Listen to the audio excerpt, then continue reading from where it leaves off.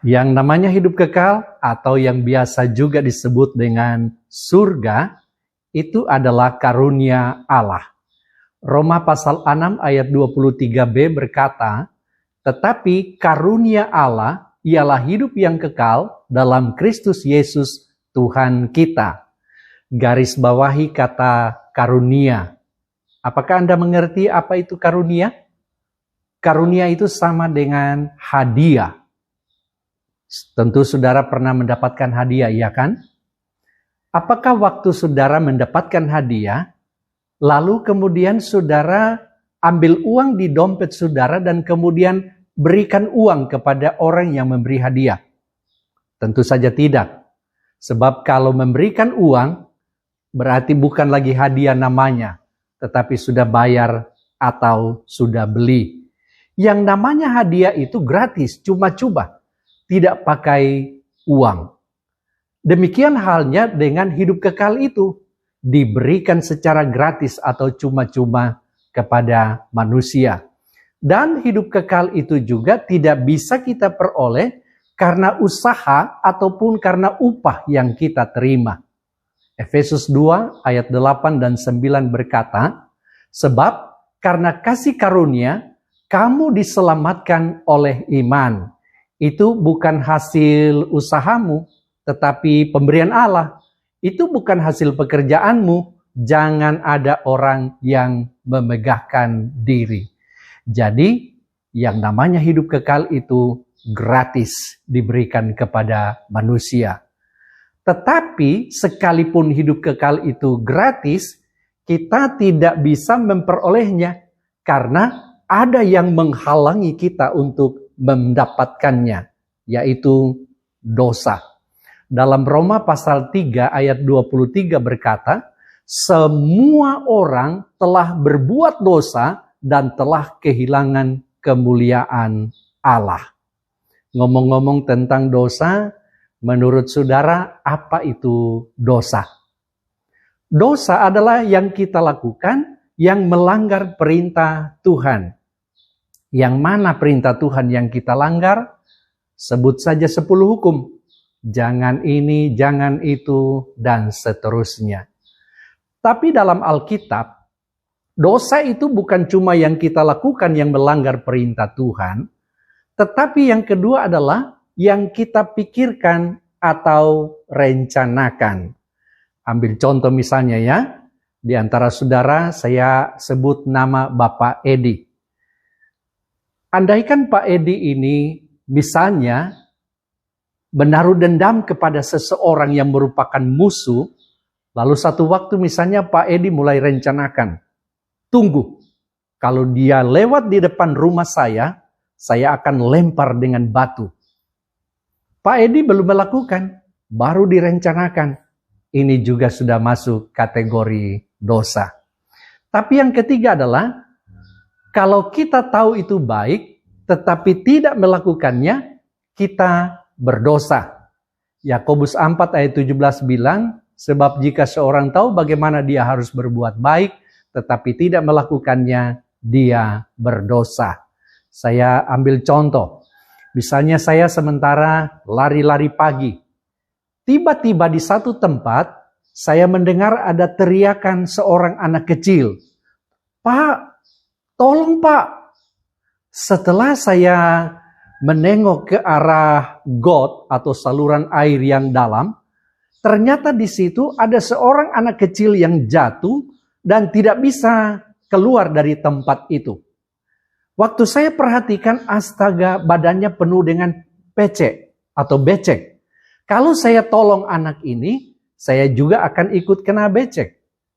Lalu yang saya lakukan adalah melanjutkan lari-lari pagi saya. Jadi dosa dalam pengertian itu adalah kalau kita tahu itu baik tetapi tidak melakukan, berarti kita berdosa di hadapan Allah. Dalam hidup ini ada banyak yang baik. Ibadah baik, tapi kalau kita tahu itu baik lalu kita tidak beribadah, berarti kita berdosa di hadapan Allah. Menyanyi baik, tapi kalau kita hadir dalam ibadah, kita tahu lagunya dan kita tidak menyanyi, berarti kita juga berdosa di hadapan Allah. Tolong orang baik, tapi kalau kita bisa menolong orang dan kita tidak melakukannya, berarti kita berdosa di hadapan Allah. Dengan pengertian ini, kita kemudian ambil kesimpulan bahwa menurut pemahaman iman Kristen ada 3 definisi dosa. Pertama, apa yang kita lakukan yang melanggar perintah Tuhan. Kedua, kalau dalam pikiran kita atau apa yang kita rencanakan. Dan yang ketiga, kalau kita tahu itu baik dan tidak melakukannya. Berarti ini dosa, itu dosa, dosa. Berarti sebenarnya dosa itu mengelilingi kehidupan kita setiap hari. Dan kita tidak akan pernah luput dari kemungkinan untuk tidak berbuat dosa dalam satu hari. Andaikan saja ada orang yang mungkin merasa diri paling saleh atau paling baik di dunia ini, mungkin dia berkata dosanya cuma 3 dalam satu hari. Kenapa 3? Mungkin 1 dosa pagi, 1 dosa siang, dan 1 malam. Tapi itu 3 dosanya dalam satu hari. Bagaimana dengan dosanya 1 bulan? 3 kali 30 hari misalnya, ada 90 dosa yang dia lakukan. Tapi itu dosa 1 bulan. Berapa dosanya 1 tahun? 90 kali 12 bulan, ada 1080 dosa. Kita buang saja 80 ekornya ya. Katakan saja selama 1 tahun, ada 1000 dosa yang dia lakukan. Umur panjang, berapa umur kita menurut catatan Alkitab? 70 atau 80 tahun. Karena semua kita suka umur panjang, ya kita ambil patokan saja 80 tahun. 1000 dosa dalam 1 tahun, kali 80 tahun umur kita ada berapa? 80.000 dosa. Dengan jumlah dosa seperti ini, bolehkah kita masuk surga? Tentu saja tidak. Karena sebenarnya ada tuntutan Tuhan Allah. Apa itu? Hidup sempurna. Matius 5 ayat 48 berkata, haruslah kamu sempurna, sama seperti Bapamu yang di sorga adalah sempurna. Apakah saudara mengerti apa maksudnya kata sempurna? Dulu waktu kita SD, berapa nilai sempurna? 100 atau 10. Biar dia 99,999, tetap bukan nilai sempurna itu namanya. Karena ada yang salah. Yang namanya nilai sempurna itu 100 atau 10. Dalam pemahaman iman Kristen, yang namanya sempurna itu berarti tidak ada satupun dosa. Atau supaya lebih mengerti, saya ilustrasikan seperti ini. Misalnya salah seorang di antara Anda bernama Ana. Suatu waktu, Ana kehadiran tamu dari tempat yang jauh, teman-teman sekolah. Mungkin semacam reunian begitu ya. Jumlah tamu ini 15 orang. Dan karena keasikan bercerita, tiba-tiba Ana lihat jam. Astaga, sudah jam 10 malam. Tiba-tiba Ana bertanya kepada tamu-tamu ini, apakah kalian semua sudah makan? Lalu di antara mereka ada yang sedikit protes dan menjawab, kita kan keasikan bercerita, siapa yang keluar untuk cari makan? Tapi sebagai tuan rumah yang baik, Ana berusaha untuk coba mengatasi rasa lapar yang dialami oleh teman-temannya. Nasi ada, tapi masalahnya sayur, ikan, habis. Beberapa saat kemudian, Ana buka kulkas. Ada telur ayam. Jumlahnya 10 butir. Tamu berapa? 15 orang. Mau rebus tidak cukup. Mau bikin telur mata sapi juga tidak cukup. Bagaimana caranya supaya cukup? Didadar. Ya, benar. Kalau dadar, biar bagi 1000 bisa ya kan? Seseorang masing-masing bisa dapat pecahan yang kecil. Tapi, Ada masalah yang dijumpai oleh anak ketika memproses telur dadar ini. Pecahkan telur pertama, bagus. Telur kedua, bagus. 3, bagus. Sampai telur yang ke-9, bagus. Tapi giliran telur yang ke-10, busuk. Sudah terlanjur tercampur. Tiba-tiba anak kecewa. Dan dia berkata dalam hatinya, saya sudah coba untuk mengatasi rasa lapar teman-teman ini, tapi ada masalah baru. Dan karena anak tidak berani mengambil keputusan, dia kemudian pergi ke tetangga baiknya yang namanya Monica. Setelah dia ceritakan, lalu Monica tiba-tiba dapat ide. Begini saja Mbak Ana. Mereka itu kan orang-orang pada dari gunung semua atau orang-orang dari tempat yang jauh. Mereka pasti tidak bisa membedakan yang mana telur yang busuk dan mana telur yang baik. Suguhkan saja, sajikan saja. Pertanyaannya, layakkah ini disuguhkan kepada tamu? Tentu saja tidak. Kenapa? Karena ada satu telur busuk yang sudah mencemari 9 telur yang baik. Jadinya 9 telur yang baik ini ikut jadi busuk. Ini yang kita istilahkan dengan nila setitik merusak susu sebelanga. Pengertiannya secara rohani adalah sekalipun kebaikan kita satu gunung, amal kita satu timbun, satu saja dosa yang kita lakukan sudah merusak semua kebaikan ini. Berarti memang kalau mau masuk surga tidak bisa mengikuti standar dunia ini, termasuk dengan berbuat baik. Karena yang punya surga bukan kita, tetapi Allah. Ngomong-ngomong tentang Allah, menurut saudara apa atau siapa itu Allah? Dengan menyebut kata maha, semuanya kita akan ketemu tentang sifat Allah. Maha apa saja? Maha kasih, maha pengampun, maha murah, maha penyayang, maha suci, maha adil. Tapi dalam Alkitab ada 2 sifat Allah yang sangat terkenal. 1, maha kasih, dan 2, maha adil. Masalahnya, ada orang yang keliru memahami siapa itu Allah.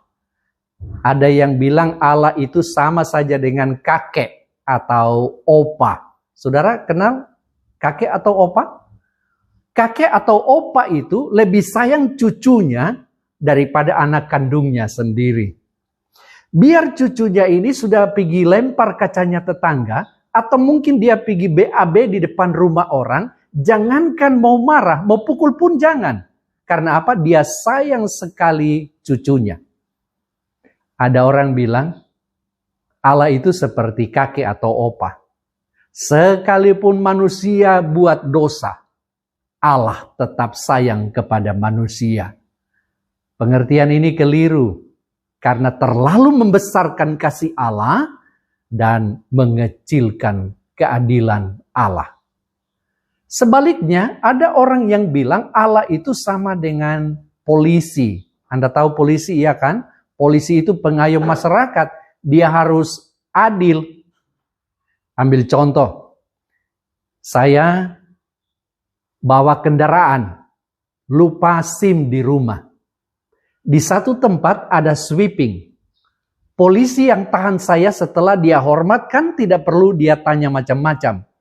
Dia pasti tidak akan bertanya siapa nama saya, dari mana saya berasal, berat badan saya, nomor sepatu apalagi. Pasti tidak akan ditanyakan.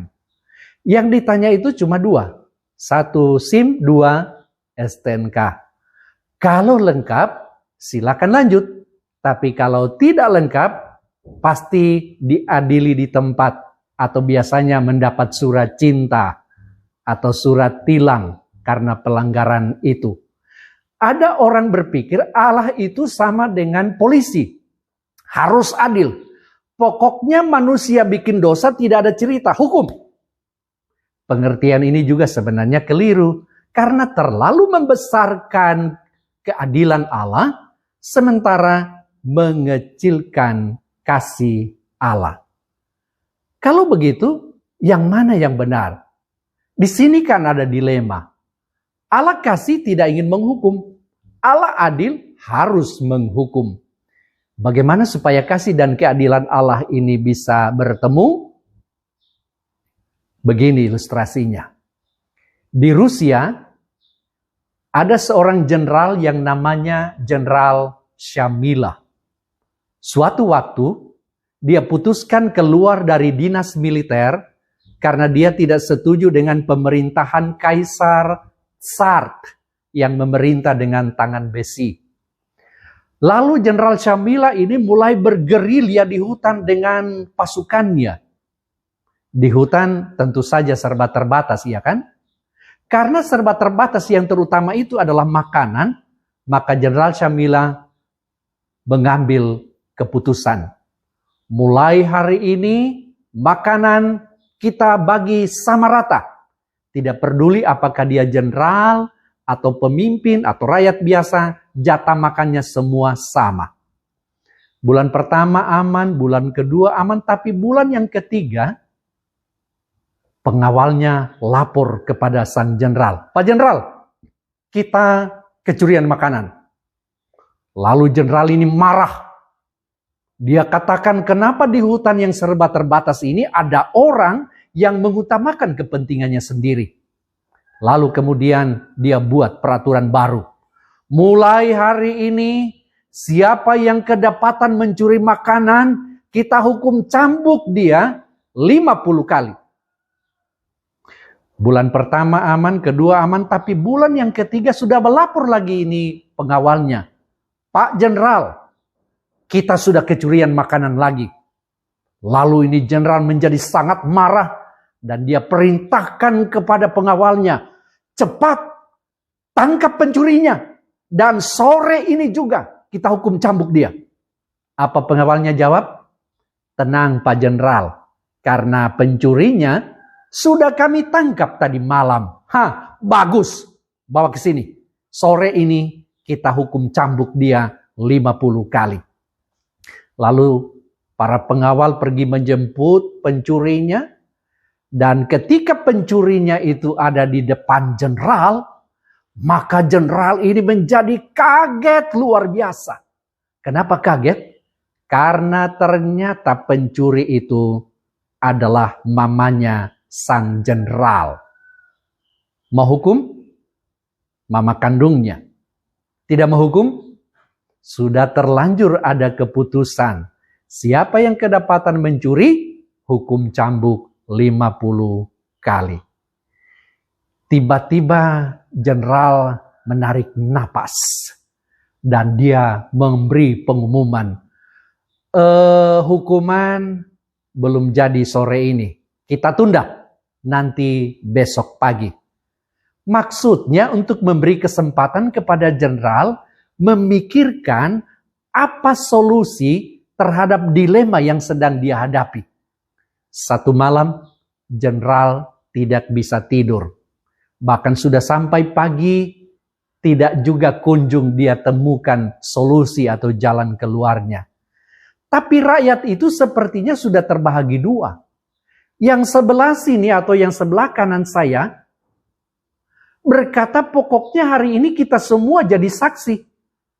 Kalau ini jenderal tidak hukum pencurinya, kalau ini jenderal tidak menyatakan penghukuman sekalipun mamanya sendiri, lebih baik kita tinggalkan saja ini jenderal. Karena dia bukan pemimpin yang adil. Tapi yang di sebelah sini bilang, pokoknya semua kita hari ini akan jadi saksi. Bahwa jenderal ini akan membebaskan pencurinya karena dia adalah mama kandungnya sendiri. Jadi yang ini bilang bebas. Yang di sini bilang hukum. Dalam keadaan dilema seperti itu, tiba-tiba jenderal mengambil keputusan. Dan dia keluarkan perintah. Pencuri, silakan tempati tempat pencambukan. Lalu mamanya yang adalah pencuri itu sudah berada di tempat pencambukan dalam posisi membungkuk. Dan jenderal mulai mengeluarkan perintah. Algojo, cambuk. Algojo tidak berani karena jenderal punya mama. Lalu kemudian jenderal mengulangi perintah dengan lebih tegas lagi. Algojo, cambuk dia. Benar saja. Algojonya mulai mengayunkan cambuk. Dan ketika hendak mencambuk, tiba-tiba jenderal berteriak, stop! Sang jenderal dia perlahan menghampiri sang pencuri mamanya. Dia kasih berdiri, lalu dia bilang seperti ini, Mama memang sudah salah. Tapi biar bagaimanapun saya tidak tega melihat Mama disiksa di depan mata kepala saya sendiri. Perlahan-lahan dia geser mamanya di sudut-sudut ruangan. Lalu beberapa saat kemudian sang jenderal dia buka baju jenderalnya dan dia pergi gantikan pencurinya yang adalah mama kandungnya. Beberapa saat kemudian dia mulai keluarkan perintah. Algojo, cambuk. Algojonya tidak berani karena pemimpin mereka. Tapi kemudian setelah dia paksa cambuk saya 50 kali, benar saja. Algojo ini kemudian mengeksekusi jenderal itu. Sampai 50 kali cambukan. Darah terpancar kiri kanan. Nyaris mati ini jenderal. Bagaimana dengan mamanya? Mamanya di sudut-sudut ruangan tertunduk dengan tangisan yang luar biasa, menyaksikan peristiwa itu, dan kemudian mamanya berkata, gara-gara saya, sampai anak saya jadi seperti ini. Coba perhatikan bagaimana cara Jenderal Shamila mengatasi dilema. Dengan cara apa? Dengan cara mengorbankan dirinya. Dengan mengorbankan diri, kasihnya kepada mamanya, dia lakukan, bebas mamanya. Tapi dengan cara yang sama, mengorbankan diri. Mengingat ada hukum cambuk 50 kali, juga dia lakukan. Gambaran seperti inilah yang dilakukan oleh Allah tadi ketika dia menunjukkan kasih dan keadilannya melalui pengorbanan dirinya dalam Yesus Kristus. Kalau ada orang yang tanya siapa Yesus, maka lebih gampang kalau kita jawab, Yesus adalah Allah yang menjadi manusia. Artinya, Yesus adalah Allah, tapi Yesus juga manusia. Yesus adalah Allah, Yohanes 1 ayat 1. Pada mulanya adalah firman, firman itu bersama-sama dengan Allah, dan firman itu adalah Allah. Tapi Yesus juga manusia. Yohanes 1 ayat 14. Firman itu telah menjadi manusia dan diam di antara kita. Ayat ini setiap kali hari Natal tidak pernah ketinggalan. Jadi Yesus adalah Allah yang menjadi manusia. Apa yang dikerjakan Yesus ketika dia datang menebus dosa manusia? Izinkan saya untuk memperagakannya. Seandainya tangan kiri saya ini adalah kita manusia, dan tangan kanan saya ini adalah Allah di sorga. Allah ini datang menjumpai manusia, menawarkan hidup kekal. Tapi ada yang menghalangi manusia untuk memperolehnya. Apa itu? Dosa. Seandainya dosa kita dicatat di kertas kecil ini, tentu saja tidak tipis ini ya, karena hitungan kita 80.000 dosa selama hidup kita pasti tidak akan muat di kertas kecil ini. Dosa inilah yang menghalangi manusia untuk memperoleh hidup kekal. Tapi jangan lupa ada dua sifat Allah. Pertama, Allah kasih, Dia mengasihi manusia sekalipun manusia banyak dosa. Kedua, Allah adil. Dia tidak kompromi dengan dosa. Dia harus hukum manusia yang berdosa. Itu sebabnya Allah yang di sorga, dia datang menjadi sama seperti manusia dalam diri Yesus Kristus. Ini manusia dan ini Yesus. Anda lihat apa bedanya? Ya, manusia ada dosa dan Yesus tidak ada dosa.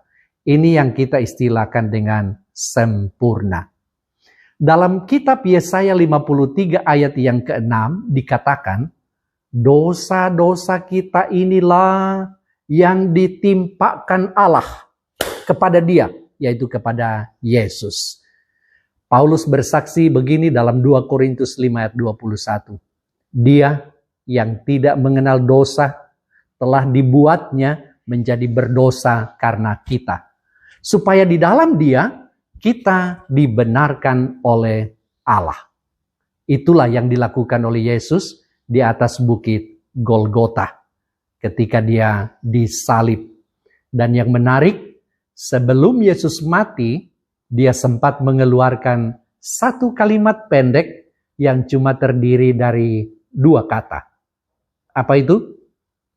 Sudah selesai atau sudah genap. Apa maksudnya Yesus berkata sudah selesai? Maksudnya adalah dosa-dosa kita yang dulu, dosa-dosa kita yang sekarang, bahkan dosa-dosa kita yang nanti sudah selesai, dibayar lunas dengan pengorbanan Yesus di atas bukit Golgota satu kali untuk selama-lamanya.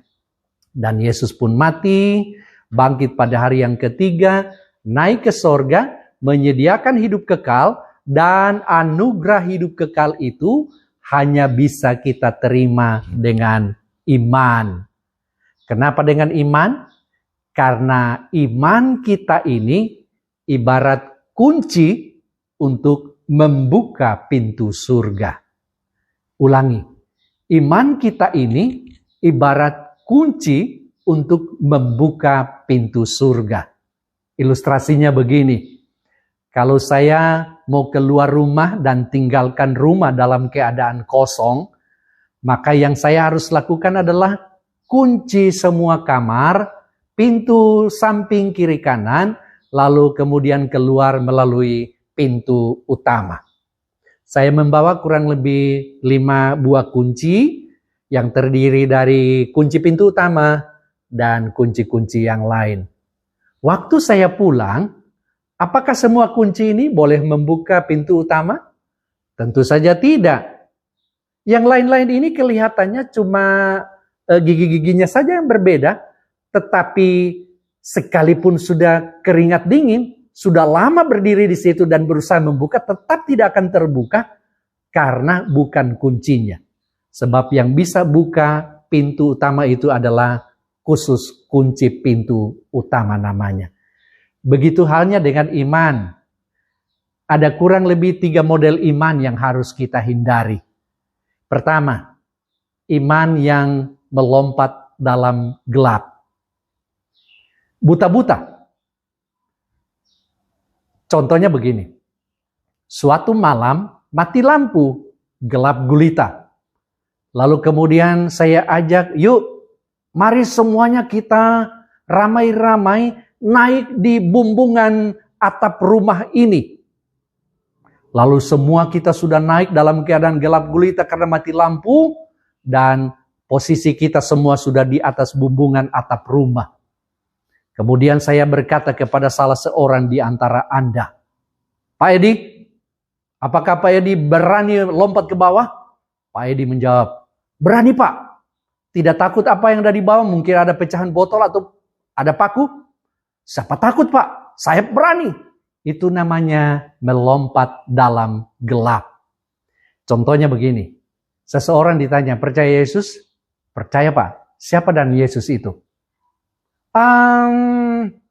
Tidak usah tanya-tanya. Opa, oma atau kakek saya Kristen, papa mama saya Kristen, jadi saya juga Kristen. Berarti dia jadi Kristen hanya karena berdasarkan garis keturunan, tapi sesungguhnya tidak pernah mengambil keputusan untuk terima Yesus sebagai Tuhan dan Juru Selamatnya. Jangan miliki tipe iman seperti ini, karena ini pasti tidak menyelamatkan. Ada iman yang sedikit bagus lagi dari itu, yaitu iman yang hanya di akal saja. Semua tahu Prabowo? Pastilah ya, dia presiden kita. Dan kita sangat mengenal dia.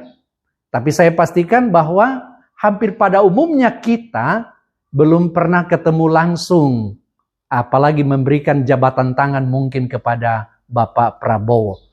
Tapi kita kenal sekali beliau sebagai presiden kita, ya kan? Tapi apakah karena kita kenal sekali, sembarang waktu kita ambil HP? Pak Prabowo, saya belum bayar uang SPP untuk kuliah. Boleh kirim 10 juta? Pastilah Pak Prabowo tidak akan angkat. Karena apa? Dia tidak mengenal secara persis siapa kita. Tapi kita mengenal beliau sebagai presiden. Jadi kalau seseorang ditanya, percaya Yesus? Percaya. Siapakah Yesus itu? Seingat saya, Yesus punya papa itu namanya Yusuf. Mamanya Maria. Dari mana tahu? Dulu pernah waktu Natal ada drama yang judulnya Yusuf dan Maria. Pas-pas saya yang perankan Yusuf pada waktu itu. Jadi sampai mati saya tidak akan pernah lupa bahwa Yesus punya papa itu Yusuf dan mamanya Maria. Jadi perhatikan, pengenalannya dan kepercayaannya kepada Yesus cuma sebatas di akal saja. Jangan miliki tipe iman seperti ini, karena ini iman yang tidak menyelamatkan. Tapi ada iman yang sedikit bagus lagi dari itu. Namanya iman yang sementara. Artinya percaya Yesus cuma untuk hal-hal yang sementara. Contohnya begini, seseorang sakit. Sudah 1 minggu sakit, baru dia ingat berdoa kepada Tuhan. Syukurlah, doanya didengar oleh Tuhan, lalu kemudian dia sembuh, tapi lupa mengucap syukur. Kalau ini yang terjadi, berarti Yesus sama saja dengan menteri kesehatan. Sudah sehat? Lupa menterinya. Atau misalnya, seorang anak gadis yang sudah umur 30 tahun. Dia kemudian berdoa kepada Tuhan. Tuhan, sudah boleh? Saya sudah umur kepala 3 ini. Kalau boleh kirim akan jodoh. Tuhan dengar. Lalu kemudian dia ketemu jodohnya, dia menikah, tapi lupa mengucap syukur. Kalau ini yang terjadi, berarti Yesus itu sama saja dengan biro jodoh alias mak comblang. Jangan miliki tipe iman seperti ini, saudara ya. Karena ini iman tidak menyelamatkan. Iman yang harus kita miliki adalah namanya iman yang menyelamatkan. Yaitu percaya dan mengandalkan Yesus saja sebagai juru selamat untuk memperoleh hidup yang kekal. Boleh ulangi bersama saya? Iman yang menyelamatkan adalah percaya dan mengandalkan Yesus saja sebagai juru selamat untuk memperoleh hidup yang kekal. Kata saja dalam kalimat mengandalkan Yesus saja itu perlu. Karena kalau tidak ada kata saja, berarti yang kita andalkan adalah diri kita. Yang bagaimana itu mengandalkan Yesus? Saya tutup cerita ini dengan satu ilustrasi.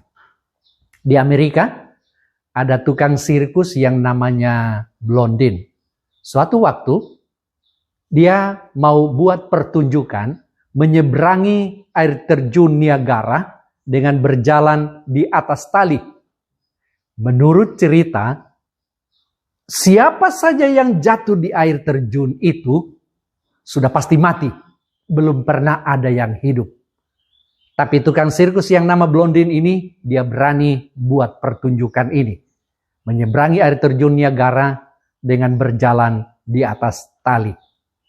Ketika semua penonton sudah terkumpul, dari seberang sini dia kemudian mengumumkan, apakah semua penonton percaya saya akan berjalan di atas tali ini dan tiba di sana dengan selamat? Oh, penonton semua jawab, percaya Pak, percaya. Lalu kemudian dia perlahan-lahan berjalan di atas tali, dan setelah tiba di seberang, semua penonton spontanitas. Tepuk tangan. Tapi dari seberang sini, dia umumkan lagi. Apakah penonton sekalian masih percaya kalau saya mau balik ke seberang sana sambil dorong gerobak, dan isi gerobak itu ada 70 kilogram pasir? Oh, penonton semua jawab, percaya Pak, percaya. Lalu kemudian dia perlahan-lahan mendorong gerobak itu. Dan begitu tiba di seberang, semua penonton spontanitas seperti tadi, tepuk tangan. Tapi dari seberang sini, dia masih umumkan, apakah Anda semuanya ini masih percaya kalau saya masih mau balik ke sana, tetap dorong gerobak, tapi isinya sudah bukan pasir lagi, tapi sudah orang? Wow, penonton semua jawab, percaya Pak, percaya. Beberapa saat kemudian, Blondin, sang tukang sirkus ini, menghadap kepada penonton.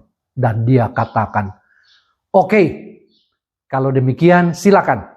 Siapa di antara Anda yang lebih dahulu jadi penumpang gerobak ini? Wow, penonton semua ketakutan dan tidak ada satupun yang berani. Tapi untuk memastikan bahwa tidak ada penonton yang berani, dia mulai dekat satu persatu. Ibu Jo, oh jangan Pak, saya masih mau suka hidup. Lalu dia pindah lagi sebelahnya, Bapak saja ya. Jangan Pak, jangan. Saya masih mau suka hidup. Lalu dia ketemu seorang anak muda. Anak muda saja ya. Lalu dia jawab, jangan Pak, saya belum kawin. Begitu semuanya punya alasan. Dan karena semua punya alasan, tidak ada yang berani untuk naik ke atas gerobak. Pada akhirnya Blondin, sang tukang sirkus, ambil keputusan. Kalau demikian, pertunjukan kita hentikan. Wah, orang-orang semua pada berteriak. Ada yang nada marah.